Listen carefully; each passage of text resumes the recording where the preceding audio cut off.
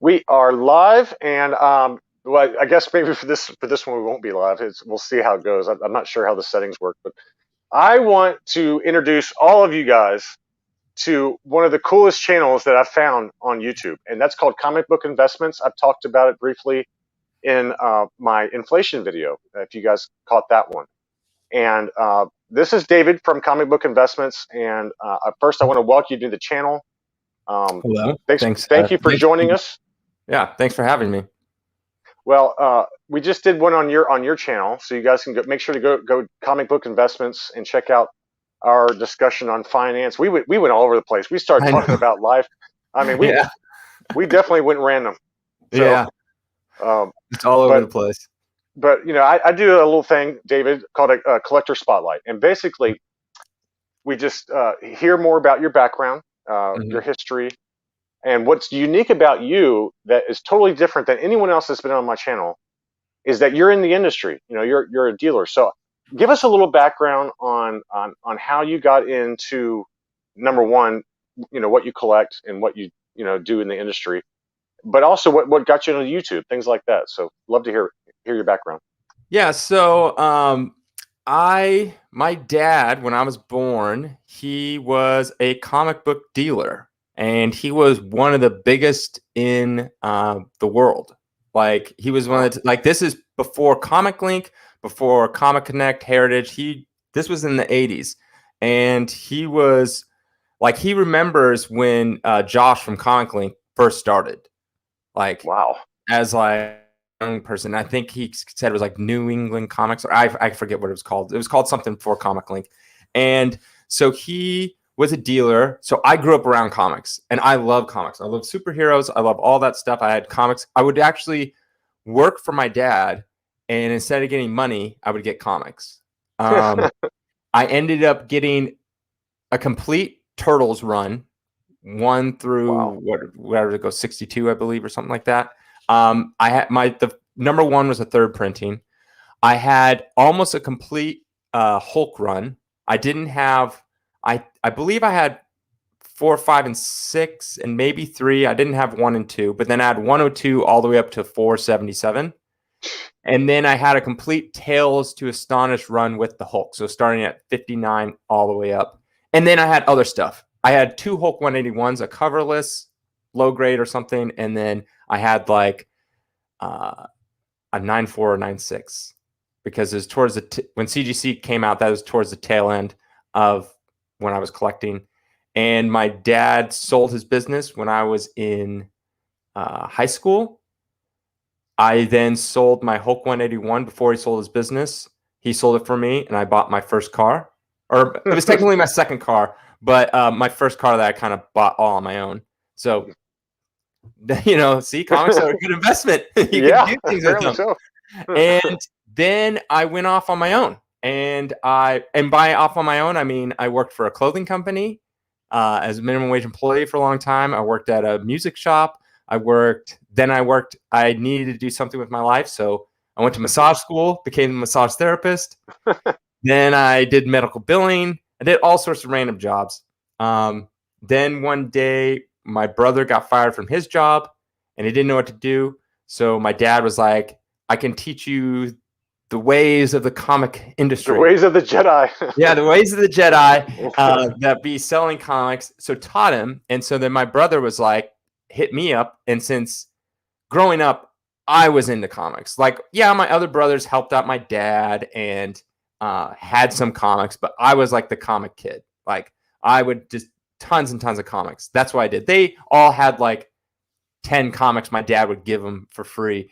But me, it's like I worked so I could build a collection. He's like, let's start this business. And I said, okay. I sold my comic collection to start the business, all of it. A lot of people say, do you have a personal collection? I have a couple Turtles stuff. That's it. But it's all like, I have like a drawing that Kevin Eastman did for me. Your collection is inventory, right? Yes, my collection is inventory. That's what it is. So we started the business about 13 years ago. And, in the beginning, in the beginning, I was still working for the doctor and working in comics after work. after my 9 to 5 job and on the weekends until I basically talked to my brother and I was like, all right, what is the bare minimum that we need to survive? And I think it was somewhere around like we needed to make like $1,200 or $1,500 a month each. And that was our bare minimum to cover our bills.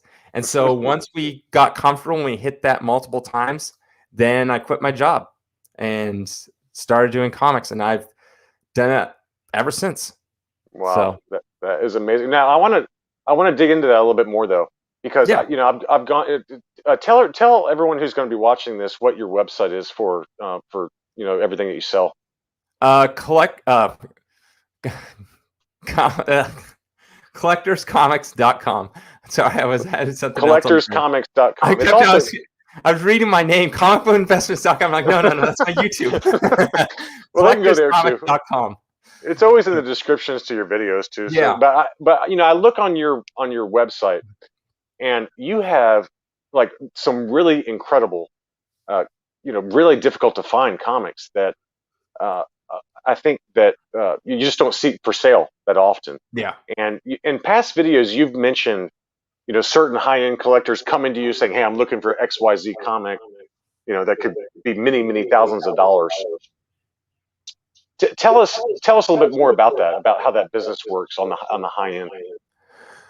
So the high end, it's either we have past clients, we have multiple past clients who've bought from us, and they either give us a want list of what they want, and if we come across it, we let them know, or if we have something we want, we do a deal with them. But it's all about building trust, and a lot of times, if you, as a dealer, if you build up this trust with a certain customer, they will always come to you first if you have what they need. And so many people always ask me, it's like, well, I'm trying to get in the business. How do I do it? It's like, look, other than getting knowledge from my dad, that's all I got, right? I just got knowledge, right? He didn't give me any of his clients. He didn't give me any books or anything like that. You just got knowledge. But to build up a business, it took us 13 years to get here. So, and how did that happen? We slowly built up a client base, and now we have a lot of clients and customers and stuff like that. And being a dealer, like, I'm just the middle guy that's helping people find the stuff that they want. Like, some people don't have the time or, the ability to search, or sometimes they don't have the money, and we put stuff on time payments for people. Like, look, I love this book. I want this book. I know it's going to sell. Work with me here. And since we have a relationship, sure, no problem. Some people, we have like 6 months, almost a year before they pay off something, and they know they trust us. So look, it's going to sit here safe, secure. And then when you're finally done paying off, we'll send you the book. Right. And so it's all about building that relationship and just being a good person and being a good business person. Like, if you're screwing people over, you're not going to get very far. Yeah.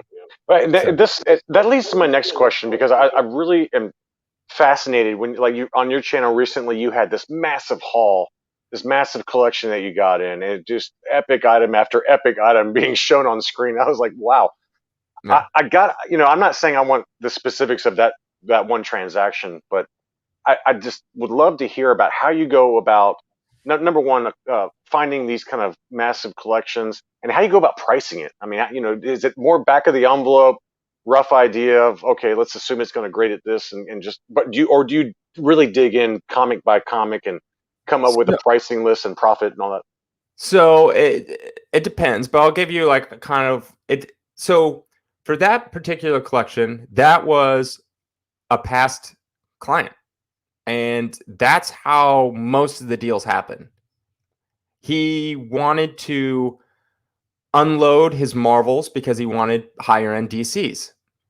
And so that's what he wanted to do. He didn't care about Marvels as much, and he wanted higher end DCs. So we facilitated a deal. The way I work is I'm straight up with people. Like, usually my first offer is close to my best offer, right? I'm not going to lowball you and then, whatever, because everyone knows what they're worth, like, for the most part, right?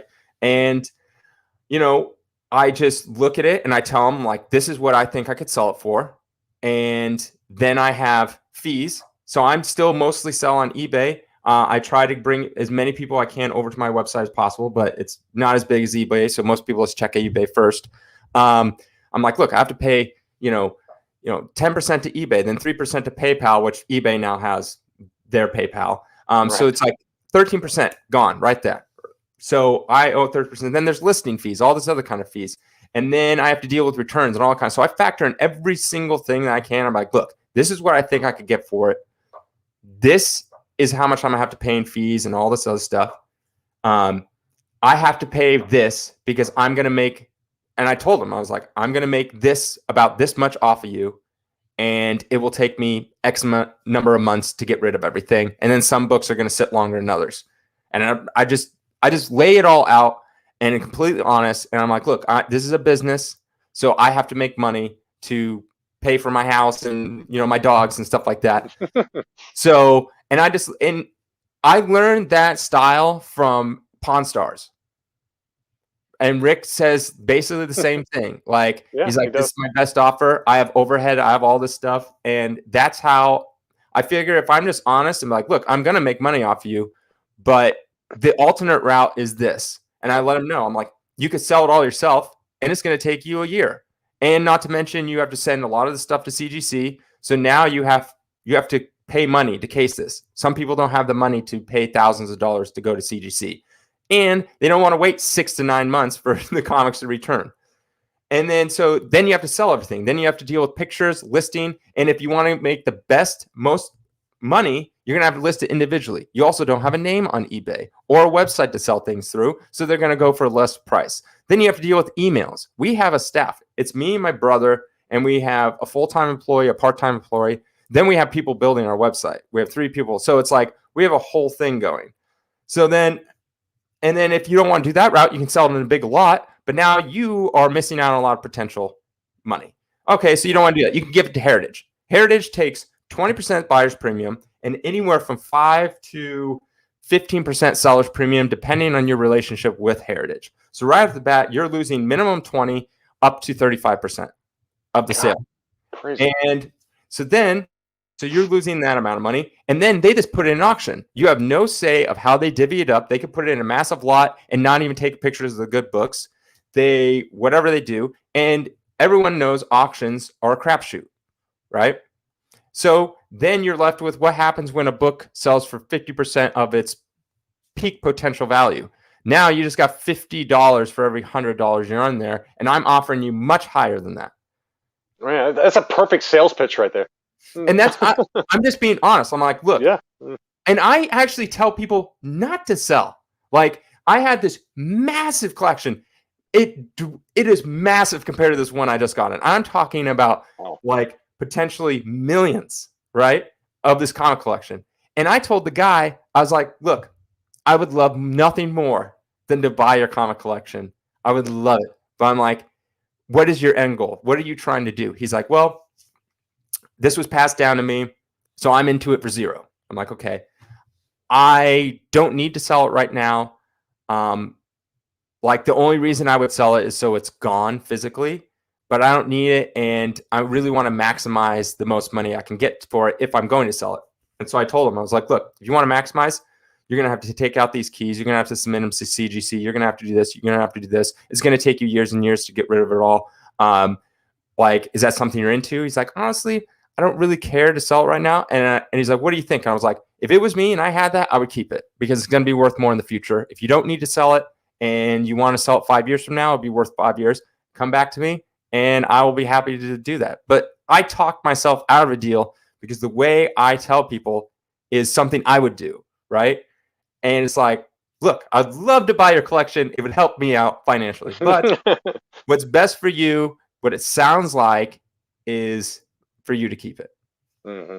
So that's how I do things. Yeah, I know. I love hearing that, and that's exactly. And for those of you who have not been on Common Book Investments and enjoy numbers like I do, you've got to go check it out because he does these you do all these market analysis, and you really dig into kind of what the returns have looked like over the last 5-10 years versus the major indices and stuff like that. I mean, I love that kind of analysis, and I don't think there's enough of that on YouTube. Mm-hmm. And my question to you is, it seems like most of your the stuff that you buy and send to CGC is like golden, silver, and bronze age. Is that, you don't really deal with modern that much, and Um, I did do if it has value, like right? If also it's expensive. Ultimate Fallout. I've seen a few of those and things like that, but where, do you feel like you have a concentration, or when a big collection like that comes in, how do you divvy? You got like thousands of comics coming in like that. How do you decide what goes to get graded by CGC and what doesn't? Is it just eyeball tests for what you think it's going to grade at? And So I have to look through every single book, and I have to pinpoint. What I'm going to do with every single book. So and that's a collection. I still get in regular stuff all the time. So it's not like, oh, this is my collection. I have to go through once a week. Oh, here. Sorry. No, it's like I have that collection, then I have other collections coming, things that I've won in auction. I've and every book I have to go through, and I have to figure out what I'm going to do with it, whether it's be sell on CGC, or send it to CGC, sell it at auction, sell as a buy now, all that stuff. So yeah, that I pretty much have to go it through just every seems like book. a really difficult decision making process that I guess just comes with experience. I mean, Yeah, the more experience you get, I can just look at a book and I can generally tell right away what I'm going to do with it. I have to grade it real quick, and I give it like a rough grade, and then when I give it a rough grade, I know what I kind of need to do with it. I just that brings David. That brings up another question for me. So, like for in the action figure world, mm-hmm. I'm pretty accurate at this point, about what I think an item is going to grade at. When I send it in to get graded, Yeah. and I have a pretty good idea. I'm usually pretty spot on. How accurate are you with your grades? CGC can be over the map from what I've seen in your videos, but how So accurate are you? with CGC, I am more accurate than CGC, but I'm sending it to CGC, and who's grading it? Who knows, right? I have sent in multiple books. So there's this thing called where you basically, it's like you keep on sending in, right? I call CGC gambling, but like being able to count cards, right? It's playing blackjack, but knowing how to count cards, right? That gives you an edge. Like if you know what's going to come next, possible. All right. So that's what CGC is, because on the higher tiers, they have better graders. But when you're sending stuff in the low tiers and mid tier, it could literally be a guy that literally just learned how to grade last month. Mm. And when you're grading, I do this myself. When I'm grading like 100 books in a row, they all kind of look the same after a while. And you don't know and then imagine you're grading 50 low grade copies, and then you come across an 8.0. That thing looks like a 9.4 compared to what you're used to. So with grading, you're subjected to the human that's grading it, and the human that grading it does not care about the book. He just wants to get it out of his way so he can move on to the next, so he can go home. So taking that all into consideration, don't listen to them when they say they have 3 graders. That's a lie. But I'm pretty spot on. Like if I'm actually sitting down and I'm like, okay, I'm gonna look at every single page and stuff like that, and I can grade it like, yeah, perfectly. And I give my rough grade within like, Half point. yeah, like if I do a rough grade, I'm like, but if I sit down there with a light and actually take the time, I can grade it perfectly. The thing is, when you send it into CGC, it's a crapshoot. So it's like I could call something a 9.8, and I know it's a 9.8, and comes back like a 9.6 or a 9.4. Now, I could resend that book in and probably get the 9.8. But then the thing is, okay, now I just added another $30, $50 onto that cost.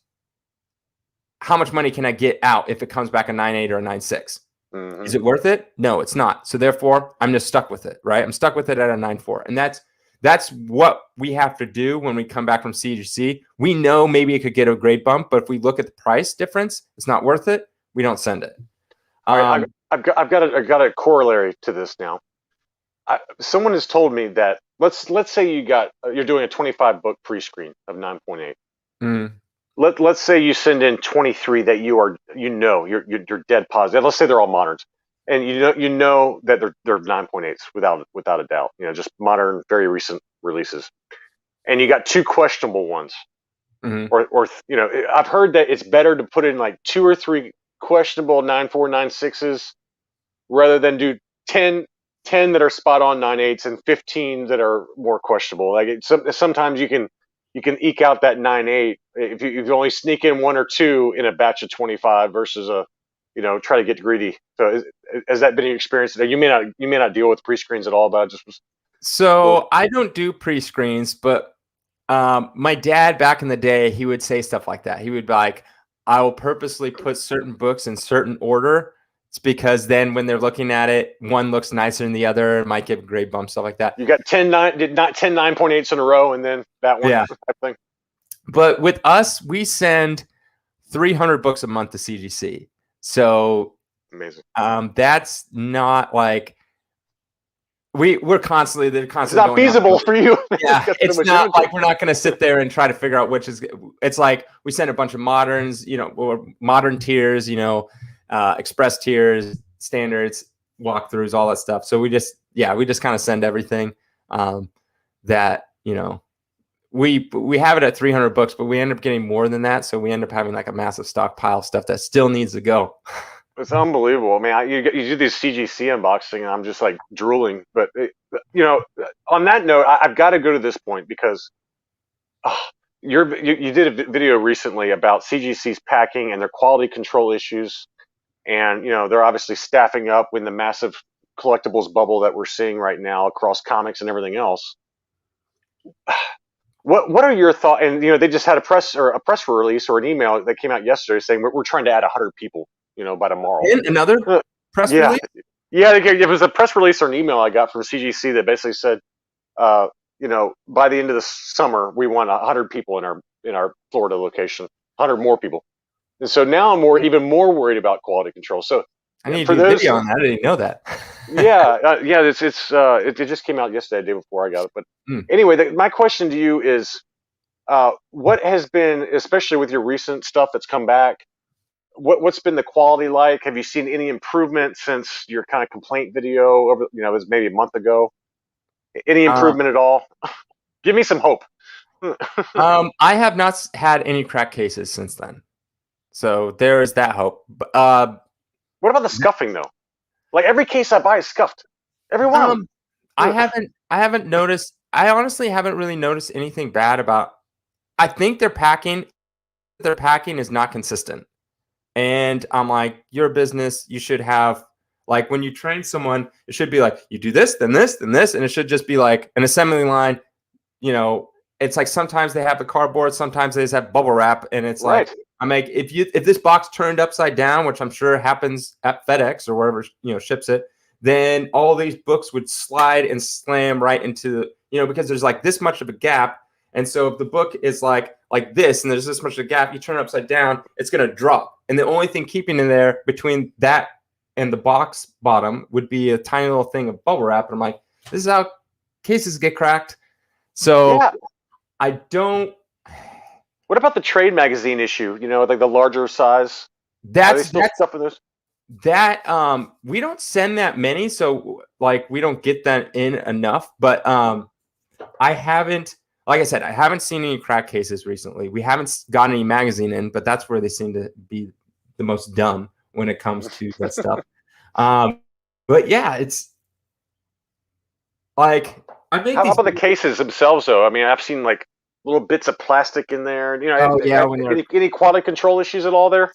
I have, like I said, I mean, I made that video like a month ago, and of the stuff that we've gotten in, nothing is no issues, right?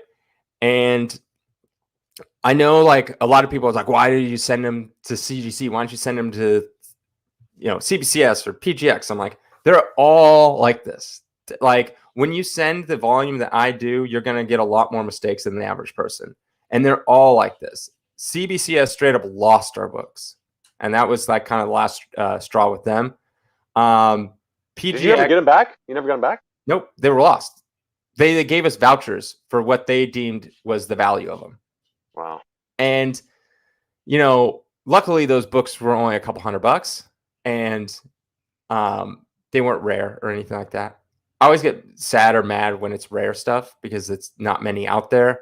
Like, but when you have like, I think they were high Hulks. They were like Hulk number like 190 or something like that. And it's like, okay, there's a lot of those out there, right? And they weren't even 9/8.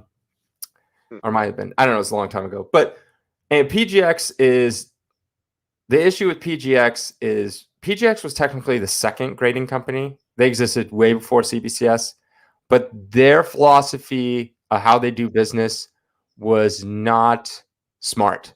They came at it like this. Oh, people really like this number, right? Oh, I got an 8.0, I got a 9.0. So how about when people send it to us, if they have a 9.0 at CGC, we'll give them a 9.2. Or if they have an 8 over there, we'll give them 8.5. So they grade much looser. So when people get it in, they're much happier because they got the higher grade. But the only thing that did is it made everyone say, all right, PGX is trash. And so no collector wanted it because, and not only that, they would miss stuff all the time.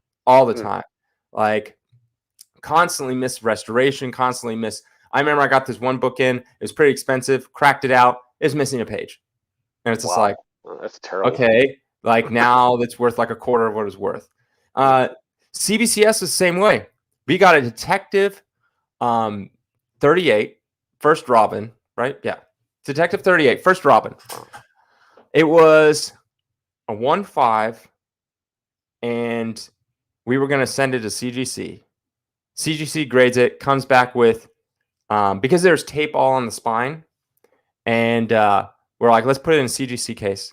Send it to CGC, and it came back 0.5, and it had married back cover. And CBCS didn't catch that. So married back cover is basically where you take a cover from another book and you put it together. So it's not the right back. It might look right, like it might be the actual right image on the back, but it's not the right cover. Wow. So then we're like, are you kidding me? This book went from a 1.5 to a 0.5, but married back cover, which means it's qualified, which means it's worth way less. And we're like, oh my gosh, we're going to lose so much money. So we're like, well, let's send it back to CBCS. Send it back to CBCS. And they graded it the same. They missed it again. And I'm like, all right. Like, that is terrible. And then I'm like thinking, okay, well, maybe CGC messed up, right? And it wasn't an actually married back cover.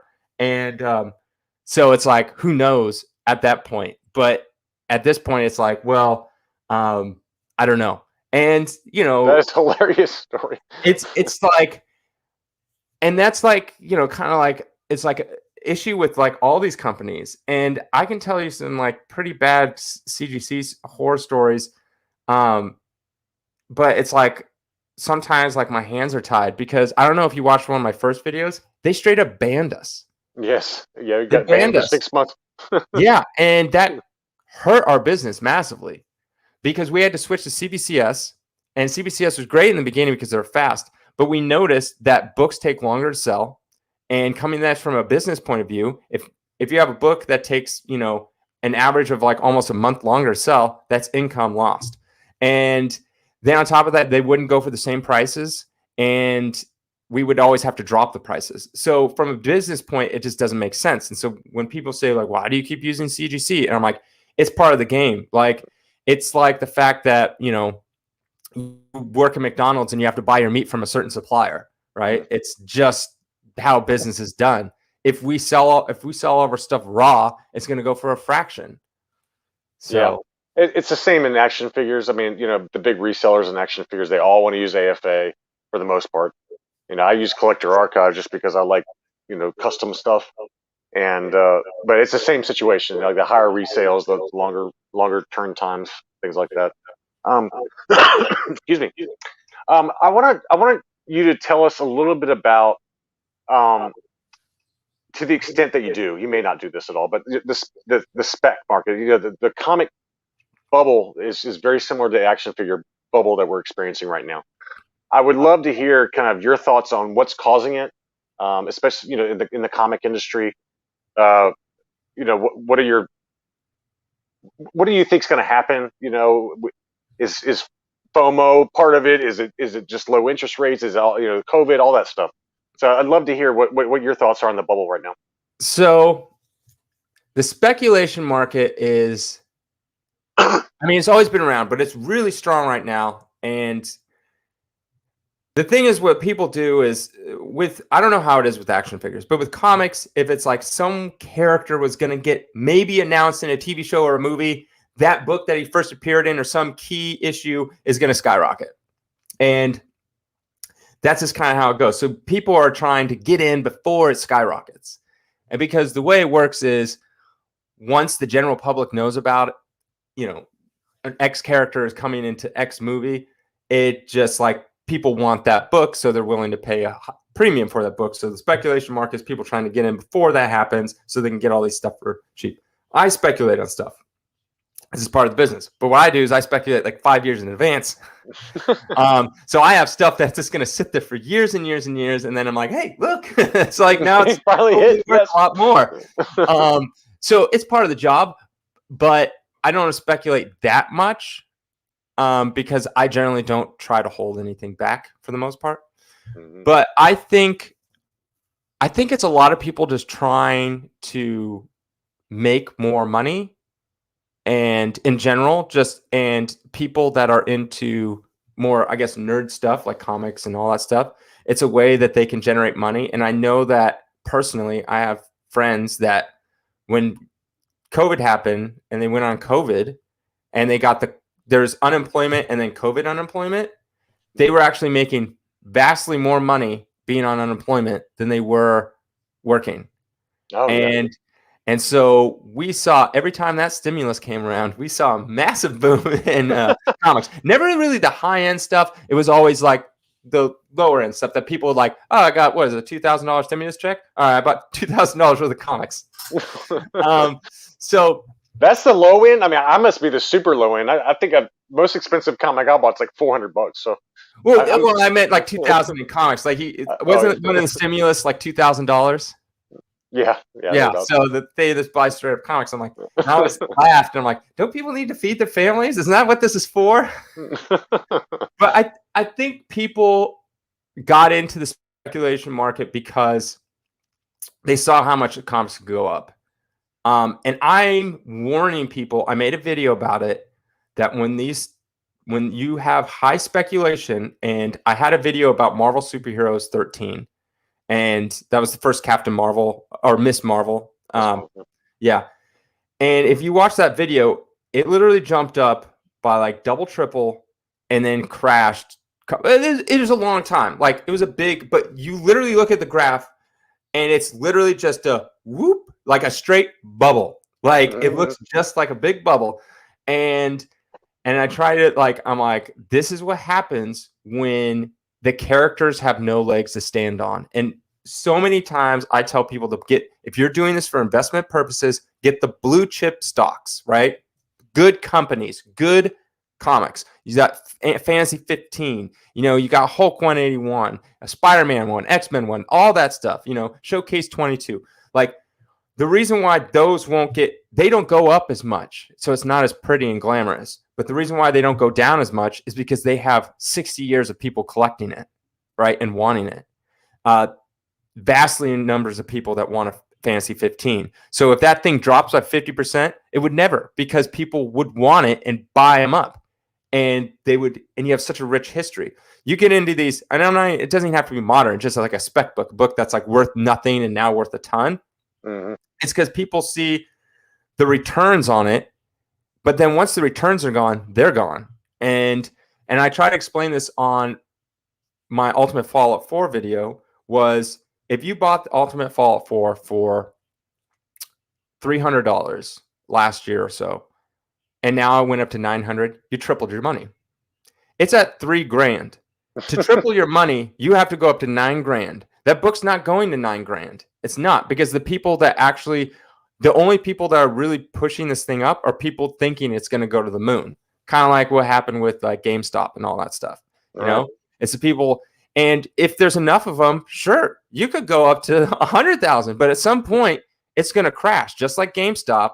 And I'm not saying that the book doesn't have its own fan base and it won't go to zero. They won't go to zero. But I look at everything like a risk reward, and it's becoming more and more risky because I know that something like this could just fall off a cliff, because the people that are buying it are speculating that it's going to go from 3,000 to 9,000. Once people start seeing that it's dropping in price, they're going to be like, holy crap, I'm screwed. Sell, sell, sell, sell. Just like GameStop. And they're going to abandon ship. They're going to put a ton of supply out there. People are going to buy them, but it's just slowly going to drop and drop and drop and drop. Right. And that's that video on Ultimate Far that you did. And the other thing, it was a fascinating video for those of you guys watching this. So you got to check that video out. The other thing that was fascinating is you said that there's people out there who probably have 100 copies of this thing just sitting in boxes. You know, it's just crazy to think about how many 9/8 there are already of that comic. It's still at $3,000. I mean, it's crazy. Yeah, and the comics are all supply and demand. Right now, the demand is really, really high. Let me see if I can turn on my light. Maybe that will help a little bit. I don't know. That's good. The demand is really, really high, and like people think like they got so offended when I made it was a 2-part video, like so offended that I'm like, I don't hate Miles Morales. Like I have copies of the book. Like I want it to go up. I'm just trying to like be prepared that this thing could go down. Like I could be wrong, right? I even said in the video, I thought when it hit like around 1,000, like that was going to be. You were out. Yeah, I was like, okay, it's a bit high. It's too risky for me, but it kept going up. So I could be wrong, but I'm just saying, I'm looking at all the signs. I've been through this with other books, but it's like, how many people predicted the pandemic, right? Mm-hmm. How many people predicted all the financial problems we're having right now, right? It's like, even like the smartest people. I remember when I first bought this house, everything I was reading, market's going to crash. Don't buy now. Right. It's going to go down. And I remember going to an open house and like, this is going to sit. I'm going to come back in like 6 months and it'll be cheaper. And I was dead. All those people were dead wrong. All the people I was getting information from, because they don't know. They're using their best. It's not that they're stupid. They're just using their best guess, best, advice. And, it's like, it's all risk reward. That's how I look at things. That's how people look at things. And it's like right now it's kind of risky because the reward for it to go, then that's the thing, for Ultimate Fallout 4 to triple in price, it has to go to 9,000 when you could go buy another book that could get hyped up and get it for $300 and then go up to 900. A book that's been going up recently is Thundercats, right? Oh my god, it's crazy what that's done. And that's a book I spec'd on a long time ago, and I have copies for $50, $100, and these are like 9.4s, 9.6s. I'm gonna make a video on my top 10 speculative books. I was supposed to do it last week, but then I did the memorial one because I thought that would be kind of cool. That was good. It was so hard to find characters that died and never came back. That was I clicked on it immediately because like I can't even tell you. I remember a few of them, but man, most of those were new to me. I hadn't even seen them. I got another question, and I want to make sure I frame this right. I forgot what it is now. It was kind of tied to that though, but I guess the interesting thing about your analysis that you do is that you look. If you're looking at like a market analysis of a comic, you look at like the 5-year return, the 10-year return, 15 years, however. What scares me about the comic market right now is that you show like the 10-year return or like a certain time period. It seems like the vast majority of those returns have been over the last 5 years. It's like, and you look and you show all those price charts for pretty much every major key that you cover. It's been such a massive run up here recently, and that's what makes me worried that we're in and believe me, action figures are doing the same thing. They're all doing the same thing. If you looked at a price chart for an action figure, it would be very similar charts to what you're experiencing. I mean, what? I guess I'm just concerned that we're at a peak market right now, and as we get back into real world and spending on other things, other discretionary items, I don't know if we'll see a fall off the cliff type scenario, but I just wonder what's going to happen over the next let's call it short term, 6 to 15 months. I'd like to hear what your thoughts are there. So, I mean, like I said, I can't predict anything. This is unprecedented times. If you look at comics during the 2008 crash, comics didn't move. They didn't drop. Nothing happened. They stayed steady. And for years, comics would always have like a slight up, right? This is the slightest little curve going up. Some would go peak a little higher, some depending on demand and stuff like that. But nothing like it is now. I think there's multiple reasons why it's going up now. I think it has to do with people money's cheap to borrow, people trying to hide their money in things that are easier so the government doesn't know, because if capital gains tax is going to be raised, all those people that are in stocks are going to be very upset, because if you're in stocks or real estate and you sell it, the government knows. They don't know if you sell a Hulk 181 or not, right? So easier to hide your money, also a better way to invest and gain profits, right? And so I don't know. Also, another reason why is Silicon Valley is getting into the collectible market. There's a lot of stuff like Rally, Otis, Alt. Like there's always one NFTs. What? I mean, just the NFT market, I think is fascinating. Non-fungible token market. I mean, that stuff's fascinating to me. Yeah, it's like Silicon Valley's getting in. There's just so many things like that getting in that's raising the price. People finally realizing that comics are not just a toy, that they are an investment. So I think it's all that stuff. Is it going to crash? I don't think it will crash. Like I've said this before, and I'll stand by this to the day I die. Comics will never go to zero. Like maybe a particular comic book, right? But there's no way in our lifetime an action number one, doesn't matter what grade, will go from X price down to zero. It just won't, unless we're in some post-apocalyptic world where you literally just need fire to keep warm and you burn a comic, right? It's never an action one in our lifetime will never go to zero. Even if Superman would never appeared on anything ever again, it wouldn't, right? The demand is just too high. He's been around for 100 years, nearly 100 years. So no, we're not in a bubble, because a bubble will imply that it pops and there's nothing. Now the .com bubble, a lot of those things went to like zero. Right. Yeah. Right. But will there be a correction? Sure. But the correction is going to happen more on the stuff that's skyrocketed recently, right? Yeah. There's not going to be a massive correction on like a Fantasy 15. So it'll be a flight to quality is what you're saying. Yeah. So it's going to be something like Ultimate Fallout 4. And I know I'm getting a ton of hate stuff just because but that book is just like a good example of going from literally $100 to $3,000. That's the one that's going to get hit the hardest, like those types of books, right? And another thing people have to realize is they get into this hype and speculation on something that won't come to fruition for like 5 years, right? It's like I did a video on Spawn 119, 174, 175, first Gunslinger, and I made a point. Great video. It's gone up a ton. But I made a point. I'm like, look, Todd McFarlane has been working on his Spawn script for 5 years. 5 years, and probably before that. And it's like, oh, it's coming out. You know, this actor's attached this, and it never happens. Never happens. Never. And every time I watch him, he's like, oh, I'm closer. I'm closer. And it's like, it's still, even if today he made the Spawn movie and it got greenlit and he's like, we're in production, right? That's 2 years, right? For the actual come on screen.